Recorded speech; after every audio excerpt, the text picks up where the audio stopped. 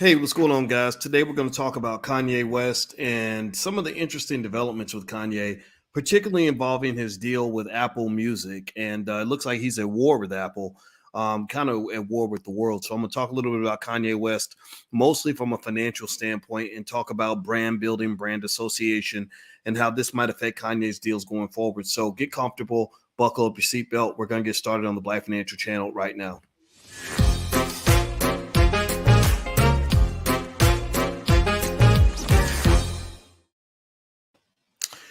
Hey, what's going on, guys? Welcome to the Black Financial Channel. That's theblackfinancialchannel.com. My name is Dr. Boyce Watkins. I am your friendly neighborhood finance professor.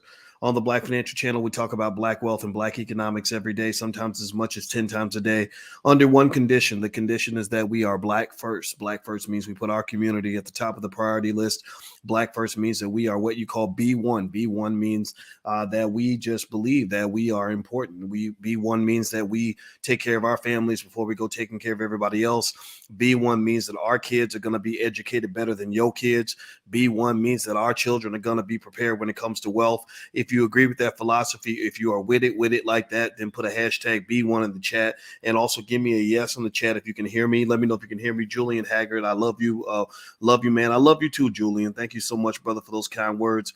Let's see. Leo says, how does this help me financially? Well, you're going to find out. And actually, at the end of this podcast, if you stay to the end, I'm going to give you a stock that I really like that I just bought, because you are 100% right, Leo. That was an excellent question. The big question to ask today is, how does Kanye West's life help me financially? And so what I'm going to do is when we get done toward the end, I'm going to give you a stock that I like. And I'm also going to invite you to join my stock market investing program, where I give my students stocks that I really like every single week. These are stocks I'm buying from my own family, and I want to help you too. So you're 100% correct. Thank you for holding me accountable. I'm not here to just gossip about the life of Kanye West. I'm here to really look at this as a learning opportunity in terms of understanding how economics works, particularly when you're Black. Now, give me a yes if you understand what I mean when I say that Black economics is different from white economics. Give me a yes in the chat if you understand that Kanye, being a Black man doing the things that he's doing, is going to have a different economic implication than if Kanye were a white man doing the exact same thing. Give me a yes in the chat if you understand that we have to move different. We have to navigate different, and we run into different challenges. And let me just tell you this. I told you guys, I know Kanye a little bit. I talked to him on the phone a couple times, and he seemed like a nice enough guy in that conversation, but I didn't talk to him enough to get a chance to really know who he was and know him as a man. So I can't speak to that. But what I can speak to is, I've studied Kanye's background pretty extensively. I relate to him because his mother was a college professor. His father was a college professor. I'm a college professor, and my wife is a college professor. You guys have seen us. We do a podcast called Pillow Talk with Dr. Boyce and Dr. Alicia. If you want to subscribe to any of that, just go to my website, boycewatkins.com. It's right here. And we like to talk to the community and teach the community, not just sit at some elitist university away from our people. We like to be in the middle of it, and we're about it in that regard. Now, with that being said, how many of you, give me a yes or no, how many of you have been watching sort of what's been going on with Kanye and what's happened, with his deals with Apple Music, the interesting back and forth with him and his wife, Kim Kardashian, everything, happening with him financially, all this other stuff. Let me know if you've kind of been watching some of this. Now, some of you may say, why would we be talking about Kanye? Why is he important? Well, because there's a big economic lesson being learned here. And this what Kanye is experiencing right now is interesting to me as a finance professor, because I've seen this before. Again, if Kanye were white, this would play out very differently. It doesn't mean Kanye is right about everything. I'm not saying that. But I am going to say, if Kanye were white, it wouldn't be the same as if Kanye is Black. Black economics is different from white economics, and you got to understand that. So right now, Kanye is at war with Apple. Apple announced, not surprisingly, that they're going to cut a $2 million endorsement deal or a sponsorship that they were going to do for his new album, Donda, coming out. Kanye's been pretty open about these conversations on Twitter and Instagram. He stated on Instagram that Apple offered him $100 million to have exclusive streaming rights for Donda, which is an insane amount of money. I don't know if that was true or not. I mean, I can only take his word for it, but it wouldn't surprise me if they did make an offer to him like that. Now, Kanye has also released something called STEM, And Stem is this new streaming app that Kanye wants everybody to buy. Now, Stem is $200, which is pricey for some people, but a lot of people have bought them. They sold thousands of units, you know, and I like what he's trying to do in terms of breaking off from what's been going on with streaming. Now, what I want to do is kind of lay out, you know, 3 reasons why Kanye's pissed at Apple and why Kanye has a right and a good reason to be pissed at Apple. And then I'll even add in a reason why Boyce Watkins is pissed at Apple, right? So I'm not going straight Kanye on it on this, but I can identify my brother on this particular area. Kanye's pissed at Apple. Number one, you know, Apple is really showing. Apple took away the $2 million endorsement deal. That right there will piss you off. I mean, you're going to lose $2 million. But the thing about corporations is that when you start getting a little too independent and a little too black, the corporations tend to run away from that. You know, they tend to enjoy very mild forms of blackness. Like if you're talking about Black Lives Matter, then they're cool with that, you know, because everybody's saying Black Lives Matter right now. If you're saying all the black people need to go vote for the Democrats, then they're cool with that because they believe, you know, they like that, right? That's nice. That's not threatening. There's nothing threatening about black people, you know, praying and marching and holding hands and singing "We Shall Overcome," getting on the knees in the street, saying "Hands up, don't shoot." There's nothing threatening about black people all saying, "Hey, y'all, if we want to make progress, we all got to go out and vote for Joe Biden, y'all. We got to get out here and vote." Right? That's not threatening. Now, I'm not making fun of you if you voted for the Democrats. You can vote for whoever the hell you want. What I'm saying is not so much that you shouldn't be allowed to vote for who you want. I'm saying that we know that ain't working. And Kanye is smart enough to know that it ain't working. So I can see him being pissed off at Apple because Apple's doing what corporations do. They are fine with non-threatening blackness, but when you start getting off the plantation, when you start expressing too much free speech, when you start expressing some of the conversations Kanye's had, these are not sanctioned black conversations. You understand what I'm saying? Give me a yes if you hear what I'm saying. Kanye is off script. Kanye is not, you know, he's not talking about Black Lives Matter. He's saying, what about black fathers? You ever heard Apple say anything about black fathers and or you know, anything like that? Have you ever seen anything like that? No. Kanye ain't saying everybody, let's all go vote for the Democrats. Kanye's saying, let's explore our options politically. Maybe we shouldn't just give our vote away without asking for something. That's what Ice Cube was saying. I was very happy to see that Ice Cube and Kanye connected. Last time I talked to Cube, he told me that him and Kanye didn't talk much, but I heard that they made a business deal, and I think that those two guys really need to talk. Cube, if you're listening, just know I endorse the idea of you talking to Kanye because y'all gonna have to stick together because you're gonna get butted out. You're gonna get pushed out of a lot of situations and opportunities because you're taking an outspoken position on the community. Remember, there's a reason why Snoop Dogg was performing at the Super Bowl and Ice Cube was not. Ice Cube would have been a much better replacement for upside down 50 Cent. 50 Cent looking 46 years old, overweight, hanging upside down. Man, you're 46. You ain't got no business hanging upside down, dude. You should have came out in a 3-piece suit. But either way, though, the upside down 50 Cent was probably the second option. The best option would have been Ice Cube because you're talking about Dr. Dre. You're talking about Compton. Compton. Who represents Compton better than Ice Cube and Snoop Dogg and Dr. Dre on the same stage? Well, you know, Ice Cube kind of talked his way out of that opportunity because Ice Cube stood by y'all. You know, and y'all know me. I'm hard on the rappers when they messing up. I hold them accountable in a lot of areas, but I also give credit where it's due. And I just want you to understand that there are real serious problems that can emerge when you start representing black people. And so I'm just gonna say it like this. Look, you know, when you're talking about what these guys are doing, one area where they must be given credit is for the fact that they are making a sacrifice on your behalf, and I respect that. Now, Kanye, there are some areas about Kanye I don't understand. Like, I don't understand why you'd marry a Kardashian. My Lord, all these beautiful black women that would love to be with you.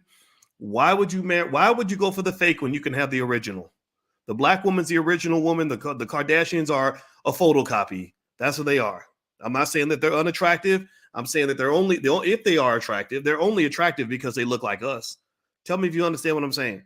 The literally, if you look at the before after pictures of Kardashians, it literally is the craziest thing you've ever seen because they go from looking like mediocre white women to becoming these sexy, voluptuous vixens that all these rappers are chasing after. I'm like, man, what is wrong with you, dude? Do you understand that the reason you like that woman is because she looks like she's black? She done copied the hairstyle. She done copied the curves. She done copied the lips. I don't want the photocopy. I want the original. My wife is the original. That's what I wanted. So that's one area of Kanye's life I don't understand. And I'll be honest with you. A lot of people have a hard time being empathetic with what Kanye is going through. We feel bad for him. You know, it's sad to watch a man go through a divorce. Divorce is very painful for men. And I think everyone should hear that.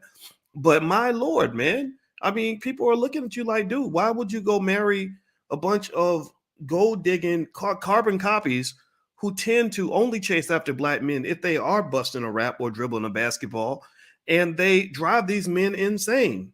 How many black men have walked into the house of Kardashian? I'm just keeping it 100. We're going to get back to the financial stuff in a second, but I got to talk about the whole picture. Y'all know what I do. I can't just focus on one specific area. How many black men have you seen walk into the house of Kardashian and walk out like after, like having lost their damn mind? Seriously, there are too many to count. So with that being said, let's get back to it. And actually, this is a financial conversation. This is a very financial conversation. What's going to happen is that when Kim and Kanye go to court, they are going to have a big financial conversation. It's going to be $1 billion negotiation. If you think that me talking about Kanye's marriage to the Kardashians is not a financial conversation, then you ain't never lived no life. You ain't never been in love. You ain't never been through a divorce. You've never been through a broken relationship. You don't understand economics very well, because this is all about the economics. This is all about the economics. And I can guarantee you that the Kardashians, as weird as they may be, they don't play when it comes to their money. They will go and they will take him to court, and they're going to take every single tweet. They're going to take every single Instagram post. They're going to take every single Facebook statement, every public outlash, every text message, and their lawyers are going to compile all of this as evidence that will be used to make sure that this man does not get to see his kids, and that they rape him financially the same way they did Bill Cosby. I'm just you don't know me. I got to just be honest with you. I know some people just want like a strict financial conversation. Well, this is how you manage your 401k. And after you do that, you got to take the money out and make sure you allocate it properly to the stocks and bonds. I can do all of that, but I'm telling you, as a finance PhD, I want you to really understand how little things that you think are unrelated to your wealth are deeply related to your wealth. How you choose your relationships is everything in terms of your ability to obtain wealth, your ability to protect that wealth, your ability to pass that wealth to the next generation. Jay-Z married Beyonce because that was mainly a financial move, if you ask me. That was an empire building move. I applaud that. I don't think, give me a yes or no. Yes or no. How many of y'all think Donda, if Donda was here, Donda would meet Kim Kardashian, look her up, Google her to find out about the fact that she became famous on the sex tape, and look into her family and their relationships with black men, and then say, son, I think that's a great choice for you. How many of y'all think Donda would approve of Kim Kardashian? Give me a yes or no. I don't think she would.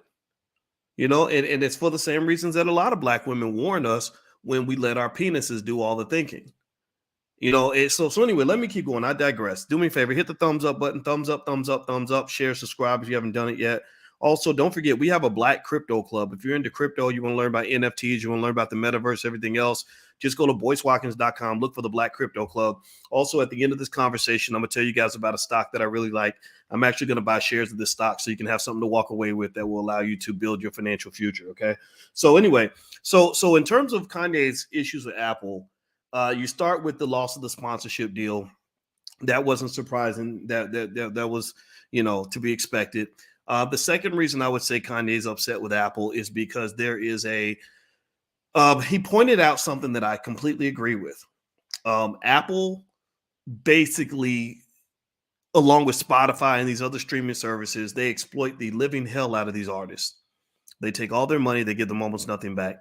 I know a lot of hip hop artists, and you will be absolutely astonished by how many streams you have to get in order to make $1. You need thousands of streams just to make $1.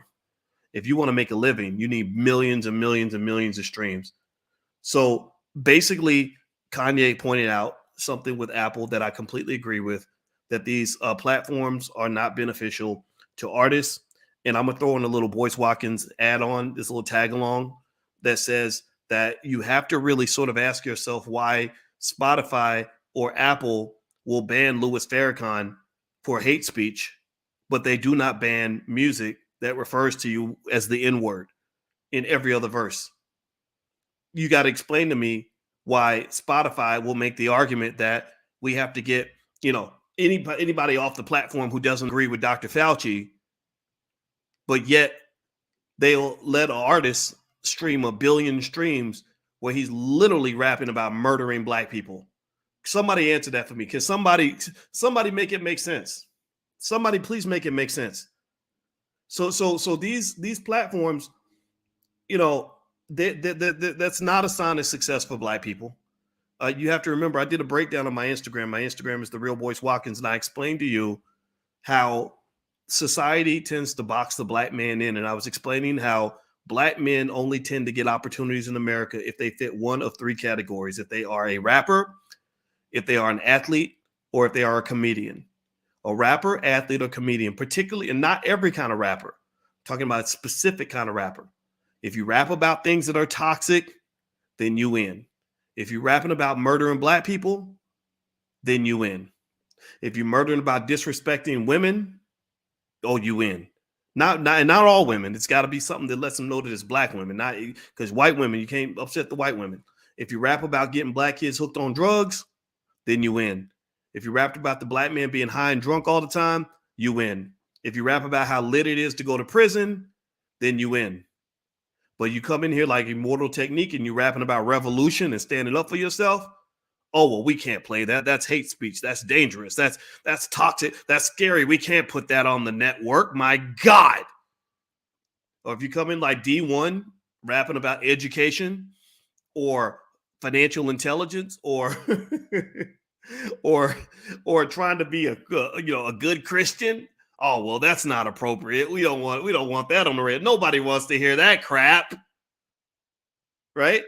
I can keep going down the list. If you come in like Akila Nihanda, rapping about how you love Farrakhan and the Nation of Islam, that's not appropriate. Right? So this is a game that they play with you, and this is a game that I think you need to understand. And this is a $1 billion game. It's a $1 billion game because what they do is they do exactly what they did with the Native Americans. They take the most ridiculous people in your community, the most ignorant people, the biggest buffoons, and they give them lots of money and lots of power. And then some people who are not enlightened, they look at them and they say, wow, he must be important because he's on TV. He must be a black leader because he's on TV. And look at how much money he has. And look at how many awards he's got.